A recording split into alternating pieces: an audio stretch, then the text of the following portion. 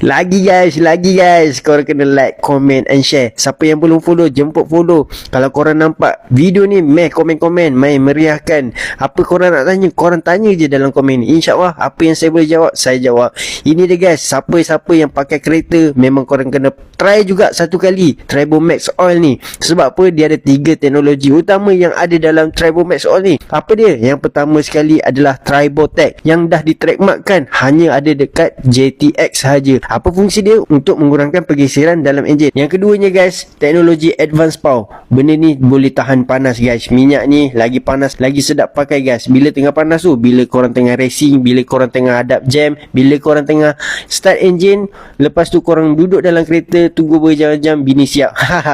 Yang ketiganya, Ester Teknologi. Ester Teknologi ni dia melekat pada komponen-komponen logam yang ada dalam enjin tu. Bila kereta korang lama tak start, dia masih kekal dekat logam tu guys. So senanglah nak start. Pagi-pagi kalau korang nak start, orang panggil cold start, dia senang je guys. Macam dalam video ni guys, kereta W212 memang pakai 4 liter tak cukup guys, kena lebih. So kalau korang nak dapatkan, korang nak dapatkan info, korang nak tahu pasal minyak ni, korang nak tengok demonstration, kita buat friction test, korang boleh Roger saya. InsyaAllah kita jumpa nanti kat mana-mana, kat tempat korang, saya boleh datang. Korang komen je dekat bawah tu, apa-apa Roger. Okay guys, jom kita layan, habiskan tuang minyak JTX Turbo Max ni dekat W212 Mercedes.